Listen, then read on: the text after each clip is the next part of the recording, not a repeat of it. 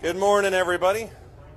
I hate to break up the 12 conversations happening, but if I don't get started, I'm going to have a visit with the elders afterwards, and so I'd like to avoid that.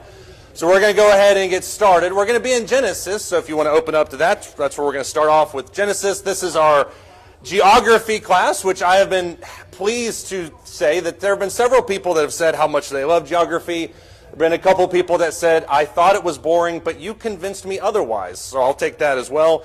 Geography it's a very academic subject. It's one of those things that you can kind of take it or leave it. There's a lot of hard facts, a lot of really kind of this is the way it is. I obviously want to make this a little bit more discussion heavy, so if you have comments or questions, feel free to bring those up. This is all about diving into the scriptures, kind of seeing the areas that obviously biblical events happened and kind of getting a feel for where they were. So we can kind of feel like we were there, I guess, in some way. But that's the general gist of this class. It is geography, a little bit of history, a little bit of everything mixed in. Obviously, Bible focus. So that's where we're going to be at this morning. The guy that's supposed to lead the prayer this morning is absent. Levi, would you mind leading us in a word of prayer?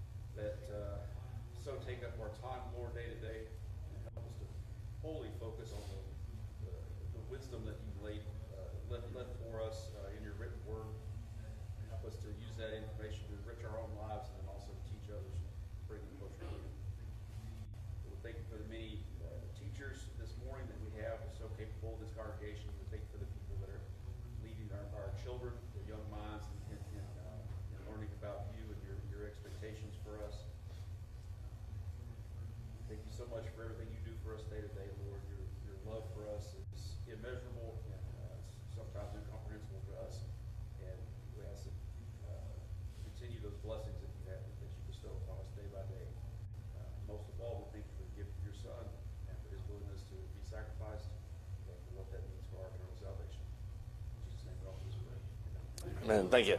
As you can see behind me, we're going to be in Egypt. This is probably the most well-known of all of the biblical areas that we can probably look at. Obviously, there are going to be some sections that we'll talk about that will be more famous. Jerusalem is going to be coming up in a few months.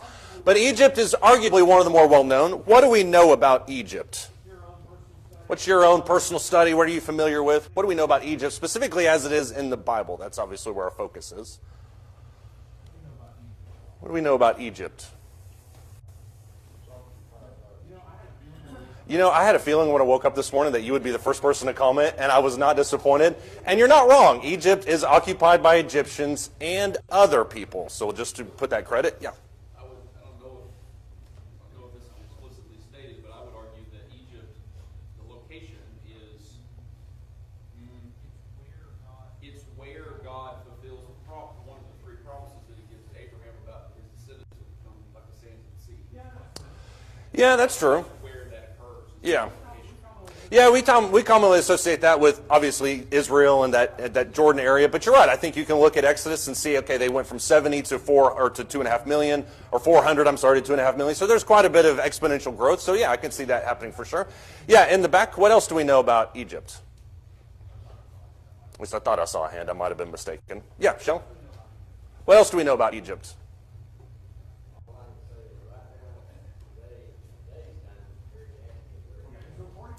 Okay, so according to Shell, it's a very nasty and dirty place. Obviously, it is very sandy. What's that? Okay, a poor and aggressive society. That tends to happen in areas where there's heavy tourism, though. I mean, to kind of equate that. I mean, there's a lot of things happening there, but you're right. Yeah. Yeah, the eternal kingdom. That phrase is oftentimes used in regards to Rome. That's the eternal city. But you're right, the eternal kingdom. Egypt predates Rome, obviously, by a few thousand years. And it's fascinating to think just how far back it goes beyond that. It's one of the original civilizations. We talked about last week. It's one of the original empires. And so it kind of differs from a lot of the other empires in a lot of ways, primarily because it was there and it existed, but it didn't really do anything. While everybody else was moving around and doing other stuff, Egypt was just kind of developing. Yeah, Joe? The breadbasket of the ancient world is a good way to put that. It kind of funneled a lot of those types of things, but especially in terms of things you can make through agriculture, for sure. And that was heavily involved in trade as well. Symbolically speaking, what does Egypt mean to the Israelites? Oppression. Oppression. I thought, yeah, not just pression. Bondage, yeah, slavery, oppression, bondage. What else does it mean to them, Ken?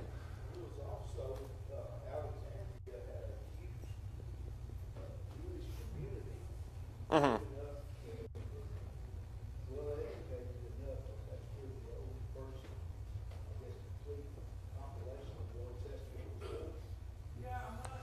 Yeah, I'm not, you might be right on that. I don't know exactly if that's the case, but I would imagine that's true. You're right in that it has a large Jewish population. The diaspora sent a lot of Israelites to different parts, especially on the rim of the Mediterranean.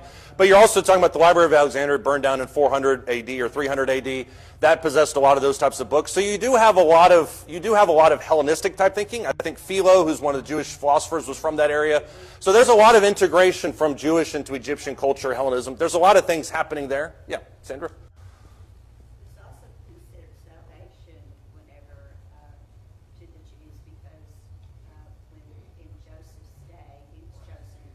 Right. Saved the people from the famine of the land, and he became second Pharaoh. Right. And preserved that remnant. Mm-hmm. And that was pre-slavery, but Right. it was salvation.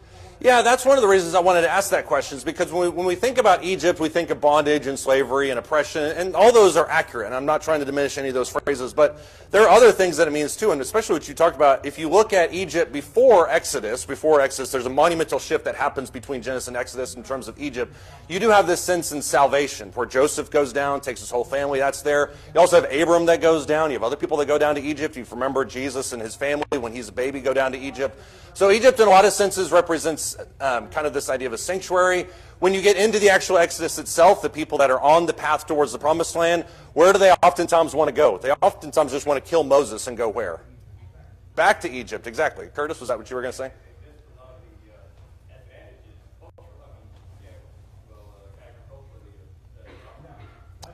Yeah, that's the breadbasket idea. They had a whole lot of those things, which especially the cucumbers. I don't know why they keep mentioning the cucumbers, but the Israelites are big fans of cucumbers. We want to go back. That's what we remember in Egypt. So that's there as well. Represents a place that they can go back to. I think that you can make a really interesting parallel in Romans when he talks about slavery, this desire to go back to what we know as opposed to pushing forward towards Christ. So there's a lot of interesting parallels, I think, when you go through there. We talked about it being the eternal kingdom. It is certainly that. It's important to note that the Egyptians were not the first people there. They're actually descended from some really, really ancient nomadic tribes, specifically the Badari and the Nagata cultures. Those were the ones that were there originally. They migrated over from that cradle of life that we talked about earlier, that Fertile Crescent area in Mesopotamia.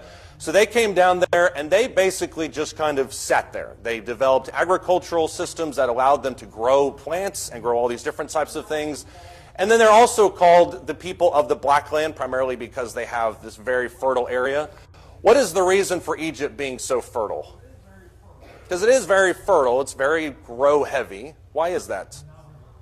The Nile River. Everybody keeps taking yours, Curtis.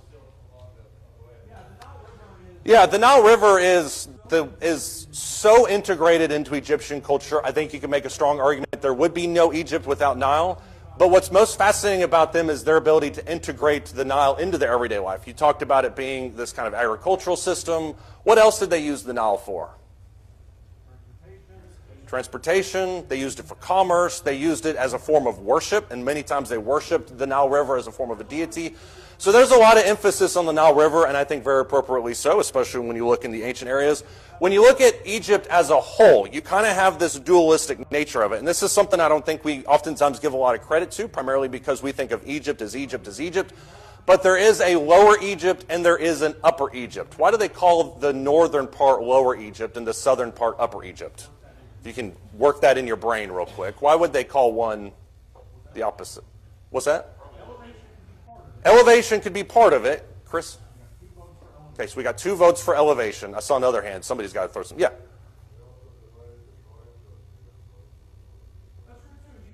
That's true, too. You do see quite a bit of geographic distance. You have northern tribes, southern tribes. Yeah. And the northern tribes, to their credit, are the ones that they get the most, I was about to say glam. They're the ones that get the most notoriety. That's where all these really huge civilizations are at. So the northern section of Egypt, for sure. Why else would they call it northern or lower and upper Egypt? Has a little bit to do with elevation. break sustain in the other regions. One of the pharaohs took their country down the Nile and settled and created a kingdom.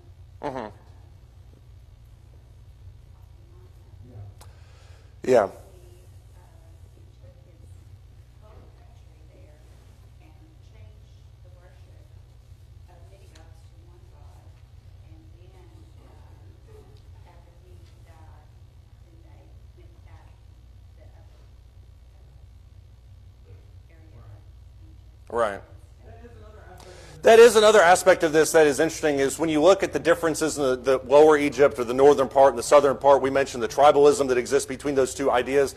There's also this dualistic sense in ancient Egypt where you had basically two dueling pharaohs for a period of time where they're battling each other. The guy that controls all of Egypt was essentially the strongest one of the two. And as you're talking, you're dating way before any kind of system that we would know of as pharaoh. You're talking more about that sense where you have somebody that goes south, establishes their kingdom, vies for dominance of the Nile. That's true. Why else would it be called Upper Egypt or Lower Egypt, Gary? Probably some pretty distinct geographic differences between the headwaters of the Nile, the way it looked, and then the deltas of the Nile. Yeah, the Nile deltas are really fascinating. I mean, you see other splinter sections and civilizations that exist off of the Nile deltas. Those are some areas that are, I think, pretty fascinating. Kyle? Right. That's the thing that we never really think about, is that the mouth or the source of the Nile is actually in the southern part of Egypt. It's in northern Africa. So it flows from south to north, and it is based on elevation changes. But the source of the Nile River is, I can't remember exactly what it's called, but it's somewhere, I think, if I remember right, in the Congo area. I could be wrong on that. But there was all sorts of expeditions that were launched throughout time, people trying to find it. Nobody found the source of the Nile until the 1800s, primarily because you have this tribalism that existed that wouldn't let travelers and people that were explorers kind of get there. And so when we talk about Upper and Lower Egypt, that's why it's called that, is because Upper Egypt is higher in elevation, but the real reason is because it drifts down towards the Mediterranean. That's why a lot of that was there. Anybody else have any thoughts or comments? I saw a lot of hands, so I don't want to miss anybody.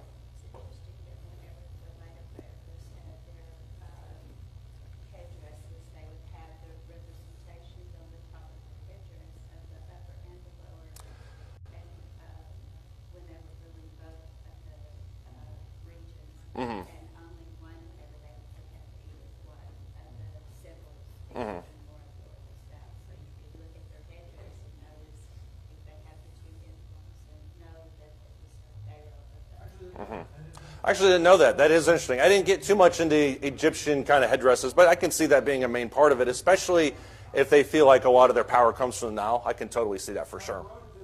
Herodotus, who was a Greek historian in the 3rd century, he talked about the Nile essentially being the source of all this life. He said any sensible person can see that Lower Egypt is a gift of the river. And I think that's how a lot of the people viewed that. And I think there's no coincidence why when you look at Exodus, the very first miracle that Moses does is what? At least in front of all these people. And he does it specifically in front of Pharaoh while Pharaoh's at the place. I was about to say what it was. What does he do? Yeah, the staff goes into the Nile River, turns it all to blood. That's a very obvious, and I think if I remember right in Exodus, God tells Moses, meet Pharaoh at his morning bathing when he's out there in the morning so that he can see it, everybody can see it. The first one was when he was first speaking to him, and he made the staff turn to a serpent. I think you might be right. I need somebody to Google that real quick, because I do think you're right. It might be the staff to serpent. I was thinking it was a Nile.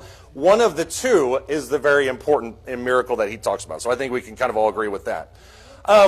When you look back at Egyptian history, especially as it pertains to the Bible, it goes all the way back to Genesis chapter 12. There's lots of different historical markers. I'll just go ahead and put all these up there. You can kind of see different periods, and these are not arbitrary periods. I mean, when you talk about archaeology and Egyptian history, there are very clear lines. Okay, this dynasty, this technological development, this era, they're very defined areas inside of Egyptian history. Obviously, it's going to be somewhat fluid in nature. But the very first time we see anybody appear in Egypt is Abram in Genesis chapter 12. Look in Genesis chapter 12, starting in verse 14.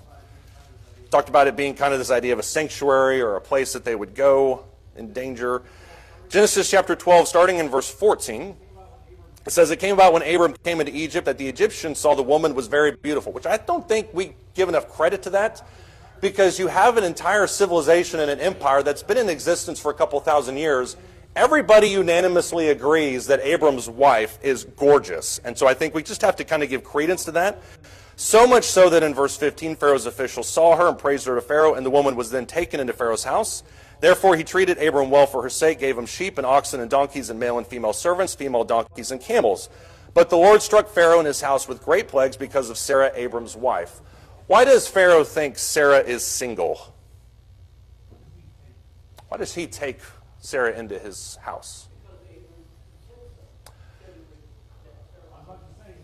I was about to say, he didn't actually say that she was single. That'd be kind of awkward for you just to introduce somebody. This is my sister and she's also single.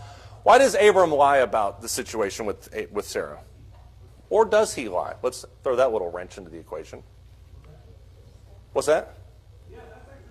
Yeah, that's actually what he's worried about, is he thinks that they're going to kill him. If they're married, he thinks that they're going to kill Abram and take Sarah.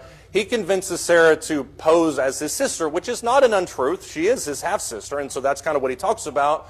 But the fallout from that, I think, is really fascinating. In verse 18, Pharaoh calls Abram and said to him, "What is this you have done to me? Why did you not tell me that she was your wife? Why did you say she is my sister, so I took her for my wife? Now then, here is your wife, take her and go." Pharaoh commanded his men concerning him. They escorted him away with his wife and all that belonged to him. That last little verse there, or that last little statement at the end of verse 20, all that belonged to him, it seems kind of arbitrary until you look at chapter 13. Abram went up from Egypt to the Negev, he and his wife and all that belonged to him, and Lot with him. Now Abram was very rich in livestock and in silver and in gold. How did Abram get all his wealth? This could be a discussion for a whole class period. Where does he get his wealth? That's one of the things about Abram, is he gets progressively richer and richer as Genesis goes on. Right. Yeah, Pharaoh gives Abram all these different things, and it mentions there in Genesis chapter 14 and verse 1 or verse 2 that he's rich and has all these different things. This same thing happens again. If you look 8 chapters in the future, Abram does the exact same thing, and Pharaoh at that point gives him even more. And then when you look further, you have this, right before that with Sodom and Gomorrah, Abram is so wealthy that he has to split from Lot. It's kind of, in a lot of ways, I think what you see with Abram is the same thing that you would see eventually with Jacob, where there's just such a massive amount of stewardship of his belongings that it just seems to grow exponentially. That's going to be the hallmark of the Israelites as they get into Egypt. They're known as being the shepherds. They're known as being people that are great administrators. Obviously, that's Joseph's position. Which, speaking of Joseph, he's the next one that you see appear in biblical history. He appears during the Middle Kingdom area. Look in Genesis chapter 50. This is where you see Joseph interact with Egypt. What is Joseph's relationship like with the empire of Egypt? I'll give you a hint. It's friendly, before we think that it goes sharply to the south. What is Joseph's relationship like with Egypt? He saved them, and that's true. That's the Reader's Digest, and you're right about that. What does he do, though? How does he save them?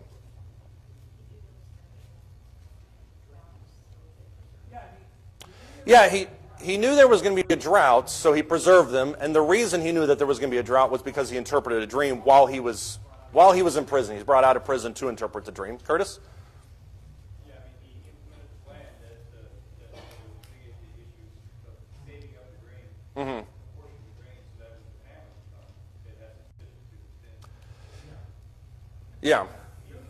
Yeah, Joseph is a hugely influential figure, I would argue, in Egyptian history. And there have been speculations about where he exists, actually, what his actual Egyptian name is. All sorts of historians have said, well, this is obviously Joseph because he's obviously of high rank. Joseph arises to the rank of, I can't remember if it's second or third in the Empire of Egypt. Somebody can correct me on that. I think it's second. The only reason I was saying third is I think they put the deity above the pharaoh, but I could be wrong on that. Either way, he's high up there. He's second in command. Not only does he possess all of the organizational skills to bring in during the period of the prosperity, but he also does something in regards to the Egyptians. When the Egyptians run out of money, I think he takes some lands from theirs in exchange for the food. And within Joseph's reign as the second in command inside Egypt, there's a huge transfer of wealth. You see a lot of people a lot of goods moving from Egyptians into the Israelites' hands. So much so that they amass quite a bit of power. Joseph and Pharaoh get along great. Obviously, there's going to be the seeds of the issues that will arise later. Look in Genesis chapter 50, because I think this shows just a little bit of how influential he was. Yes, John? The Egyptians sold their fields, and they ended up selling themselves. Right. So they became Pharaoh's servants or slaves. Yeah, they wouldn't have been slaves. They would have been more of indentured servants. I don't know of many civilizations that put their own citizens into slavery. Yeah. They lost their freedom. I think it was for a period of time, which is more along the lines of an indentured servitude. But you're right. I think they get so desperate that even that happens. And so you're right. That gives way to the transfer of wealth that happens between Egyptians and Israelites. Egyptians, as a spoiler alert, are not really going to be fans of that. And 400 years down the road, you can see that seeds kind of drifting in the other direction. Genesis chapter 50, this shows a little bit of just the clout that I think Joseph had. He says Jacob obviously dies in the first part of this chapter. Joseph goes up to bury his father, with him all the servants of Pharaoh, the elders of his household, all the elders of the land of Egypt, all the household of Joseph and his brothers and his father's household. They left only their flocks and their herds in the land of Goshen. Goshen is the shepherding land outside of the main areas of Egypt. There also went up with him chariots and a horseman, and it was a very great company. Verse 10, they then came to the threshing floor of Etan, which is beyond the Jordan, and they lamented there with a very great and sorrowful lamentation.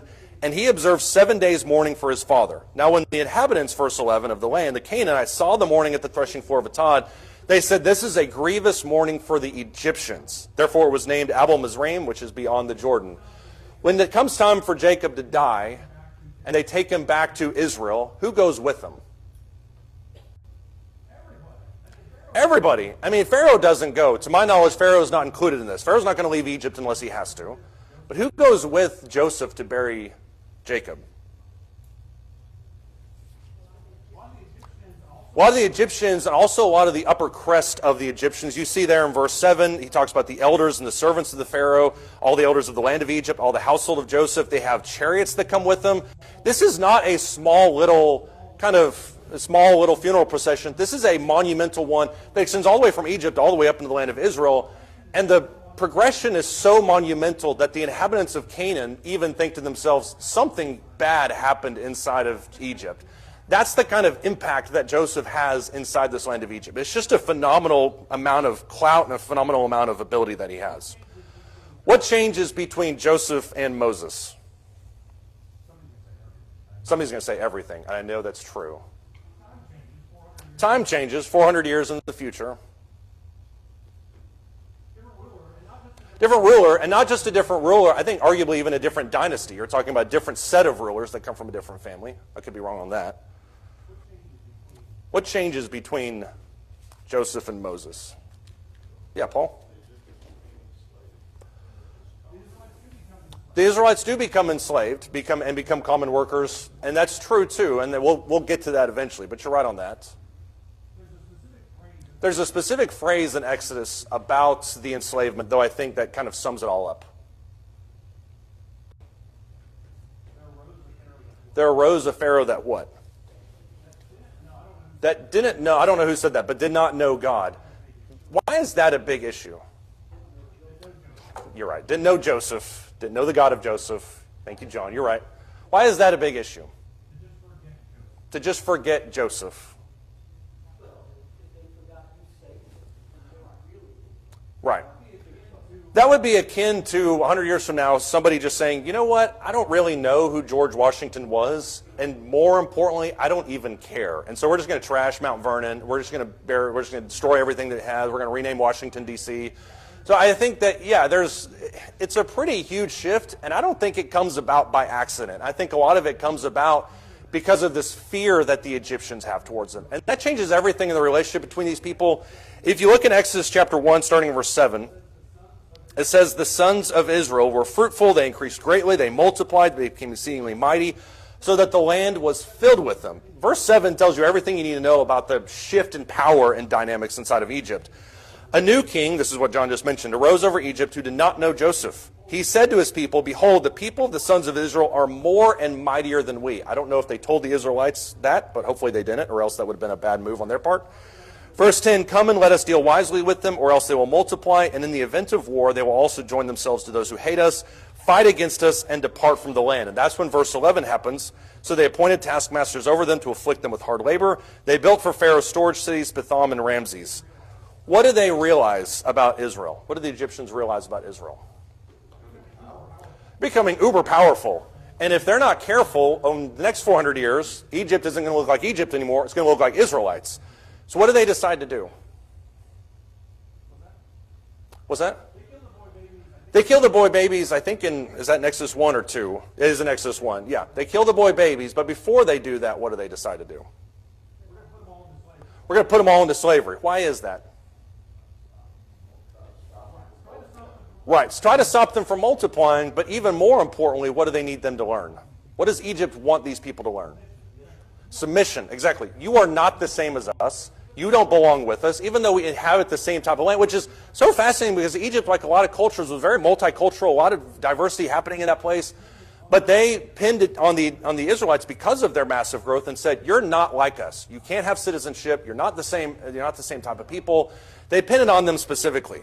What are they worried about specifically, though, in verse 10? If they end up in some kind of a nationalistic quarrel, that the Israelites will align with Egypt's enemies. Bingo. And take them over. Exactly. And essentially what you have is an army in waiting inside of your own borders. And the idea that somebody from other countries would come down, speak to the Israelites, be like, hey, you guys can rise up and take Egypt if you had a little bit of financial backing, which, let's see if that sounds familiar. But if you had a little backing, you could take over Egypt for yourself. That's primarily what they're worried about. And I don't think we ever really talk about this in terms of this kind of geopolitical situation. The nations that they're worried about the most in this verse, in Exodus chapter 1 and verse 10, according to history, you're talking primarily about the Hittites, and you're talking about the early Neo-Assyrian Empire. These are nations that at this point in time are super, super powerful, very technologically advanced, but they're not too inclined to attack Egypt at this point. Why is that? Why would they not attack Egypt? Why do you have this interesting balance of power in ancient Egypt?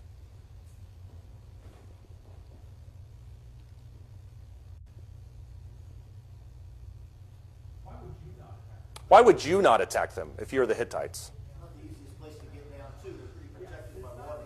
Yeah, it's not the easiest place to get to. And you have basically two corridors. You can go directly south through what is now Israel. You can go right through that area, which is very mountainous on one side, very obviously watery on the other side. It's a very narrow corridor. It's very easy to just kind of bottleneck you. Or you can load up in a bunch of ships and cross the Mediterranean. And the Mediterranean, as anybody who's seen any videos of the Mediterranean in recent years, Mediterranean is very choppy. It's very turbulent. So there's a very good chance that you're probably going to lose half your army on the way over. So the Hittites are not inclined to go down south and attack the Egyptians. They're not inclined to attack the Assyrians because where is the Assyrian Empire? That's the, well, you can't really tell the color. That's the one on the right. The one that's east of the Asia Minor area, Turkey area. Why would you not attack the Assyrian Empire? Paul? It's so far away, I'm not sure they would accomplish enough to justify what. Exactly. You have the Assyrians primarily in the top part. That's where the cities are at. We talk about Nineveh being up in that upper area, the cradle of civilization. Most of the southern part of the Assyrian Empire is largely desert. And so why would you, A, march a city or march an empire into this area that has resources you may or may not need? But number two, why would you expend massive resources trying to take over a desert area? You're not going to really go after that. So these three civilizations existed kind of in a balance for a period of a few hundred years where they're just kind of jockeying for position around each other. This is who they're worried about, though, because if the Hittites or the Assyrians realize the Israelites are in waiting, they just send an emissary down, drop some gold in their lap, and say, hey, why don't you take over the Egyptians, extend that empire?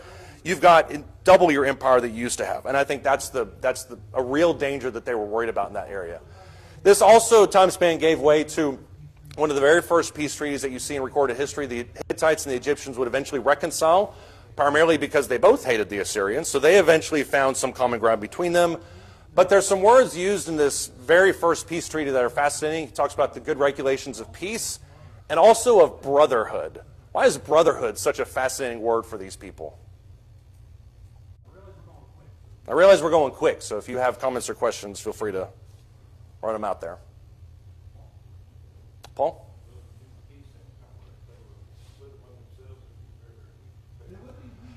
They would be weak in the event of a takeover. If Assyria gained more power and tried to attack one, it'd be very simple to just come down and get the other ones because now you've got more resources.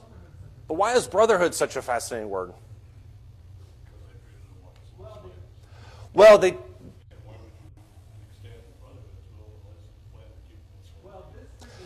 this treaty is between the Egyptians and the Hittites. But you're right. I mean, they did view them as kind of an other, as kind of a less than valuable human.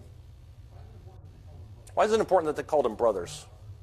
They're not brothers by any stretch of the imagination. Yeah.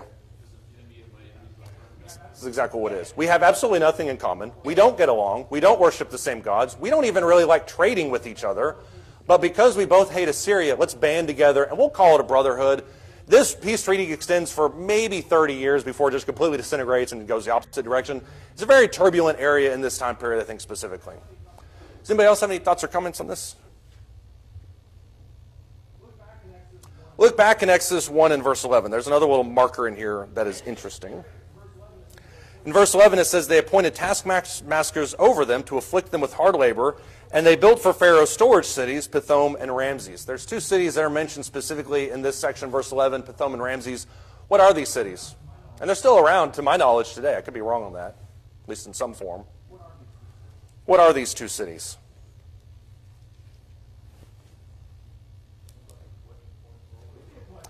It could be a collection point for all their wealth. Basically an ancient version of Costco. Yeah.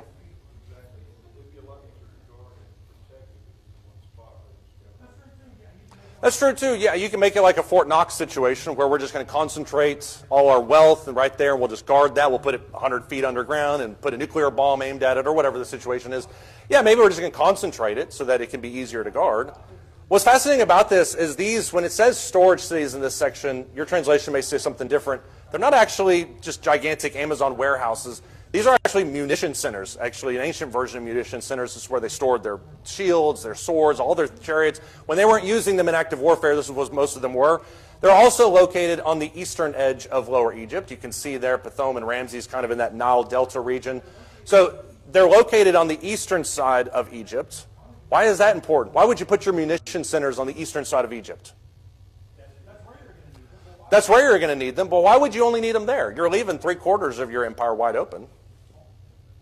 Paul?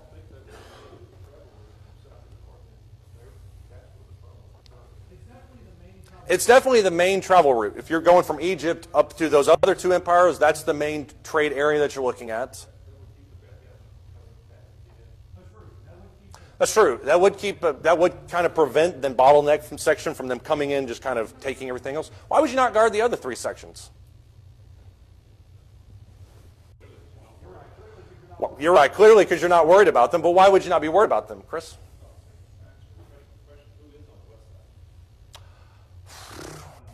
I don't know if I want to answer that, because it's kind of funny, because the answer is nobody. There's nobody on the western side, but I'm just going to stop right there. There's nobody on the western side. What is on the western and southern side of Egypt? At least in this time period. Not humans. Crocodiles, but what's that? Desert area. So if you're going to attack, and this is one, if you read anything around the expeditions of Alexander the Great, you'll see a lot of this type of context in there. These areas in the western and southern part of Egypt, they are barren. There's nothing to protect. You do have some of those tribes that are southern, but those guys are going to reinforce your goods. I mean, they're not going to abandon you in time of distress. The northern part is Mediterranean. There is nothing really to worry about unless you're talking about this eastern trade route. It's not a coincidence. I mean, it is geographically, that's where they went. It's not a coincidence that when the Exodus left, they went east. There's nothing to the west. There's nothing to the south. They're not boat builders, so they're not going to go north. So everything kind of happens in this Mediterranean corridor. And I think that's where all the interesting things kind of take place. If you look at Exodus chapter 13, this is where more or less that corridor takes place. We talked about that just a second ago. There is no shortage, while you're turning, there's no shortage of issues that people have in regards to the routes that Egypt took, or that the Israelites took. And I recognize it's actually easier to read here than it is there. That white line is where most people think that they probably went. And if you looked at a bunch of different archaeology kind of maps and things like that, you would find them going all the way down south and going around. You would find them cutting clear across the Sinai Peninsula, which seems kind of like a death trip to me. You would even find some people that say, well, the Red Sea, as we know it, isn't the Red Sea now, which is in this bottom right part over there. It's more on the western side of the Sinai Peninsula. That's where they crossed. Problem with that is that's so close to Egypt, you probably have other people besides the Egyptian army there. So for all intents and purposes, they're crossing on that southeastern portion of the Sinai Peninsula. You can disagree with me if you want to. I know other people have different opinions about that. This is part of that bottleneck. Look at Exodus chapter 13, starting in verse 17. This all plays into the Exodus story. Exodus chapter 13, starting in verse 17. It says, now when Pharaoh had let the people go, God did not lead them by the way of the land of the Philistines, even though it was near. For God said, verse 17, the people might change their minds when they see war and return to Egypt. That's a really interesting phrase. He does not lead them by the coast, because why? That'd be the most direct route. He leads them all the way down to the Sinai Peninsula. Why does he not just hug the beach, go straight to Israel? Right. The Philistines are occupying that space. That's the direct threat to Egypt. So you got the Philistines. They're a Phoenician people. They're largely seafaring people. They can kind of float all over the place. What's going to happen, though, less than 3 months from this moment? At this point, they're too scared for warfare. God recognizes that. What's going to happen less than 3 months from this moment?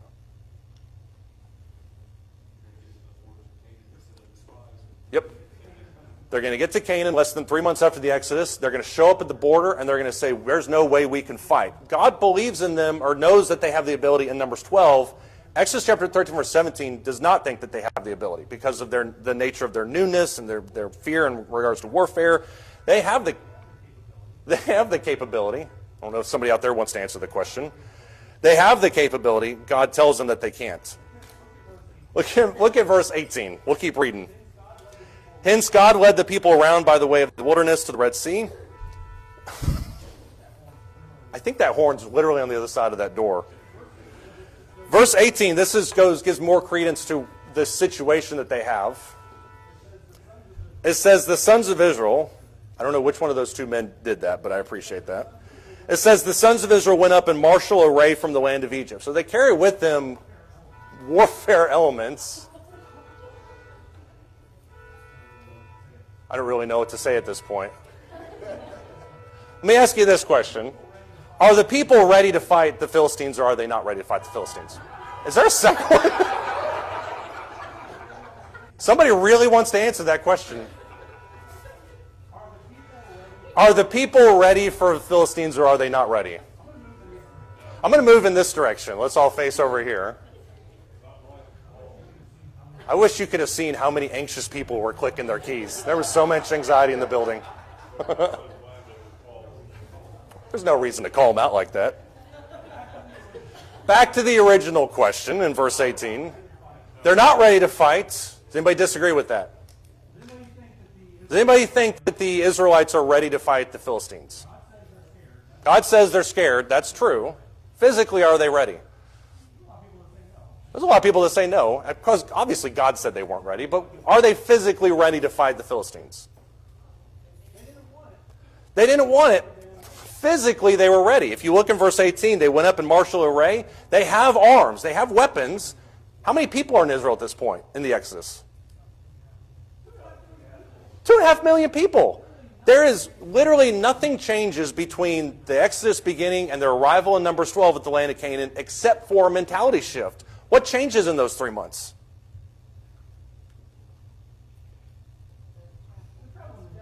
Well, they travel in the desert. That's true. What big event happens in the middle of that Exodus story? Giving of the law, exactly. It's a forming of a national identity. When God says this in Exodus chapter 13, verse 17, they say they might change their minds when they see war return to Egypt. They don't really know God. They don't really understand what his power is all about. They have an identity of sorts through the plagues, but there's not really a coherent idea and identity between the two. Mount Sinai is intended to cement that as they then progress towards Canaan. By the time they get to Numbers 12, they should be ready. They have the equipment. They have the resources. They just choose not to do it. Verse 19, Moses takes the bones with them. Verse 20, they set out from Succoth and camped in Etham on the edge of the wilderness. Very deliberate use of the word wilderness, because basically most of the Sinai Peninsula, even to this day, is still wilderness. The Lord went before them as a pillar of cloud by day to lead them on the way, a pillar of fire by night to give them light, that they might travel by day or by night. He did not take away the pillar of cloud by day, nor the pillar of fire by night from before the people. This is a pretty lengthy trip, and this, I love kind of showing how lengthy of a trip this is, because when you remember the fact that they wandered for 40 years in the same little block of area that they crossed in less than 2 months, it shows just how aimless they were, that you needed literally the hand of God to show them how to get lost through that section.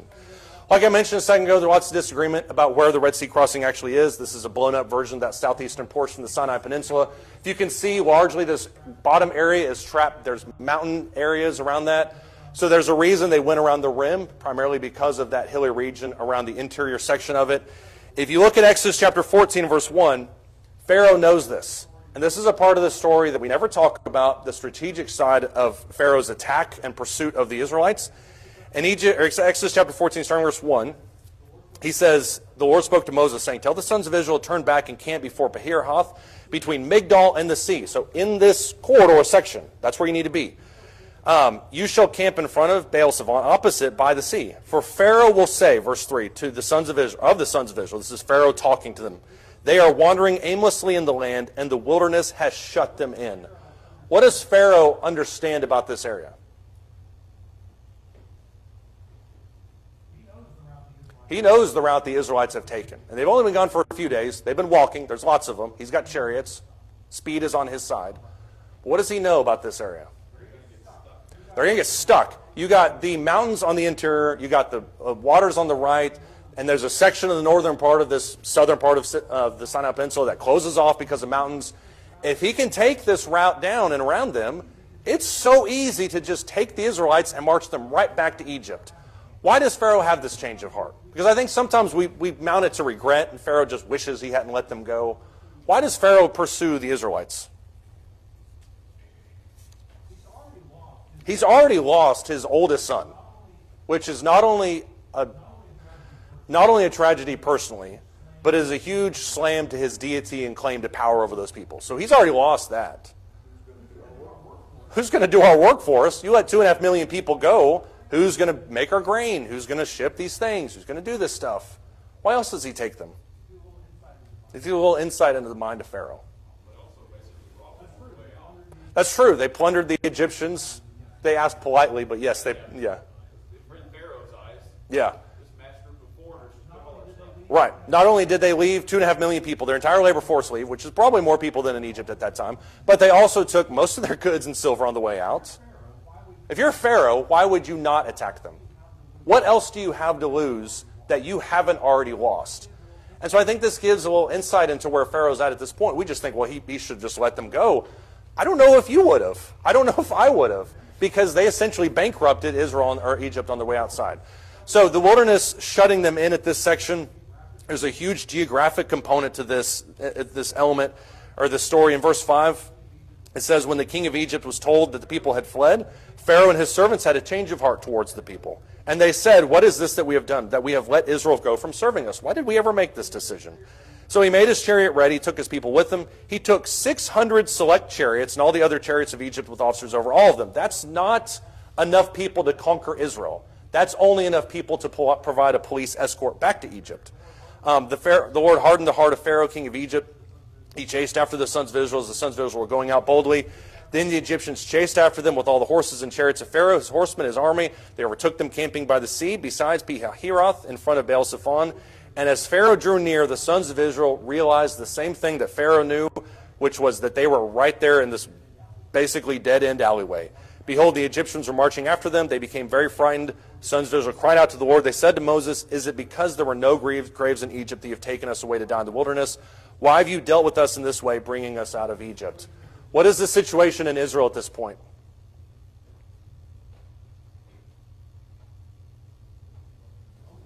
Starting to grumble because they don't see victory. They're starting to grumble because they don't see victory, and that's to their credit. I mean, most of them, they've seen the plagues, but most of them haven't seen what they're about to see. None of them have seen what they're about to see. Yeah, Shell? Okay, bad case. Yeah. Wish we had not ever left because of the situation that we're in now, which is the idea that Pharaoh's going to come in, he's going to kill us all. Why did we ever leave? And then they turn on Moses, and there's this whole big fight. Ken? But it's also, I mean, these people were used to being beaten, made to do things. Mm-hmm. Used to standing up for themselves. Right. And here you've got basically a standing army. You don't want us to be standing on foot trying to find somebody in the chariot. That's true. That's true. It should also be mentioned that this section that they're in, if this is actually the right dot where they're at, that section is pretty mountainous. So the chariots are going to provide an advantage getting there. In terms of actually attacking them, it's probably not going to have as much of an advantage. Most of them are going to disembark and take them on foot. But you're right. They'll get there very quickly, and that's imposing as it is, but it's not going to provide a tactical advantage moving further, I don't think. The situation in Israel is incredibly dire, and I think that's why you see this panic set in from both Pharaoh. He's upset that he's lost everything. The Israelites are basically think they're going to be exterminated. In verse 13, Moses says to the people, and I cannot read this without imagining Charleston Heston's voice, but he says, "Do not fear. Stand by and see the salvation of the Lord, which he will accomplish for you today. For the Egyptians whom you've seen today, you will never see them again forever. The Lord will fight for you while you keep silent." There's literally nothing these people can do. And I think that's one of the pullouts from this entire section. It's nothing that the Israelites can do. They have to stand by and watch as God's going to deliver them. The wilderness shuts them in here in Exodus chapter 14. The Israelites escape probably in the overnight hours as Pharaoh is being blocked by the pillar of fire and pillar of cloud. You see that in that same chapter. By the time the morning rises and those things are gone, the Israelites on the other edge of the Red Sea, and you see that big land bridge essentially in between them. How important of an event is this for biblical history and regular history? The idea these people just walked across the Red Sea when everything around them said they should be dead. Yeah. God says in Exodus 14:4, after he hardens Pharaoh's heart, he will go chase them. He will be honored through Pharaoh and all his army. Right. The Egyptians will know that he is Right. Exodus chapter 14 verse 4, I'm going to be honored through your arm, or honored through Egyptian army. But then he also mentions that the Egyptians can know that I'm God, which is fascinating because all these people are going to die. There's not one of them that's going to be left. So the people in Egypt aren't going to realize what had happened until a couple weeks, months down the road when their army doesn't come back. So it's a huge moment in Egyptian history. When you look forward into the actual Canaan section in Joshua chapter 2 verse 10, whenever the spies are talking to Rahab, and keep in mind, this is 40 years in the future by the time they actually get in to take Jericho. It says, "We have heard how the Lord dried up the water of the Red Sea before you when you came out of Egypt." 40 years have passed. And these people in Jericho are still thinking about the power that the Israelites had, through God, obviously, that God had when they went over the Red Sea. This is a huge event, and I think it's something that a lot of them would remember for a long time. Does anybody have any thoughts or comments? Yeah.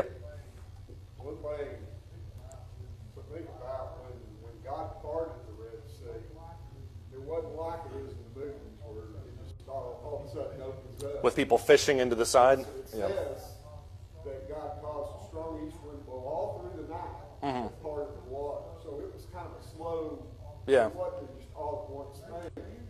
And they were standing there knowing the Egyptians were behind them. And they were relying on nothing but God Yeah. to protect them. So that was, I think for them, that was kind of a faith building. Yeah. thing for them. Just standing there. Right. waiting For the water to part. And it's not a matter of, I mean, I know God could have done it all at once if he wanted to. But that's his plan, and I believe he was building their faith. Yeah. Yeah, there's no question. There's no question. You're right that this moment would have been a huge faith-building thing, which is why it's so fascinating. We won't talk about it, I don't think, in this class, but the golden calf scene that takes place 2 or 3 weeks after this, the idea that they would then turn from him. And if I understand that they viewed the golden calf as a conduit to God, they viewed that as Jehovah. But there's no idol that can do this. There's no force on earth that can do this. And even if it couldn't do it at the exact moment that it needed to be done. So you're right. There's no other explanation except that God was at hand. Curtis? I think it's when he used Easter, he didn't know us to know. Yeah. Something that I think is unified with it, and people together and faith in God. And even in the song Yeah. Yeah, most Israelite histories in the Bible, when they recount their own history, are going to mention this idea of the Red Sea crossing. It sticks in their mind for a long time. That's exactly right. All right, thank you, everybody. We'll pick up next week. Actually, we won't, because next week's the meeting. We'll pick up in 2 weeks.